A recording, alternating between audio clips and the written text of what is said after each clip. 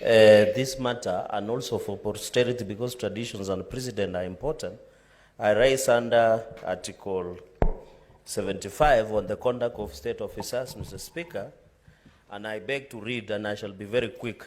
A state officer shall behave, whether in public, an official in private life, or in association with other persons, in a manner that avoids any conflict between personal interests and public or official duties, compromising any public or official interest in favor of a personal interest. So, Speaker, I invite you also to look at our standing orders, just in quick succession of standing order number 252 on attendance before the National Assembly and reverse. So, Speaker, Mheshimiwa Silvanus Osoro is a member of Parliament of South Mugirango, where the Deputy Governor is facing impeachment allegations. Number 2 is the Majority Chief Whip in the National Assembly, Mr. Speaker. So my concern, in as much as I'm aware of Article 50, but you must interpret the Constitution, both Article 50 and Article 73, Mr. Speaker.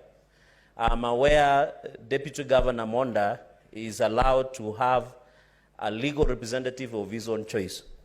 Mr. Speaker, is it in order for my brother, Mheshimiwa Silvanus Osoro, the MP of South Mugirango, to appear on behalf of Robert Monda, the Deputy Governor?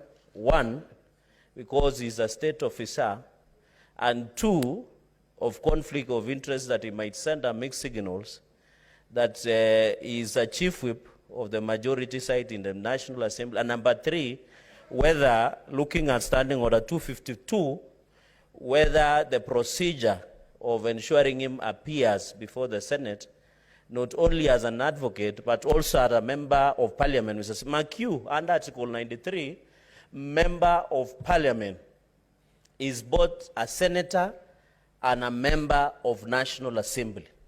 Mr. Speaker, some of us who are learned friends would have wished to appear on behalf of either side. If we allow Honorable Osoro to appear, it means as a member of Parliament, as defined under Article 93 of the Constitution, we can also appear on behalf of either sides that are bringing impeachment motions, Mr. Speaker. And number 2, and finally, it is in the public domain, and this will be my conclusion, that the governor of Kisii, Mheshimiwa Simba Arati, and Honorable Silvanus Osoro have had a public altercation.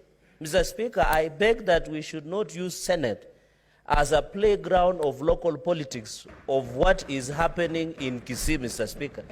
Could it be Senator Osoro, Honorable Osoro, and Simba Governor Arati extending their playful political ground to the Republic of Senate, Mr. Speaker, where we are here only to listen to charges that have the basis of evidence and can stand the test of legal and constitutional and standing orders, Mr. Speaker. So I beg that you rule that Honorable Osoro should relinquish himself from representing Honorable Monda, go back to his house business in the National Assembly, and serve our party, the UDA and Kenya Kwanza majority national. He is the chief whip.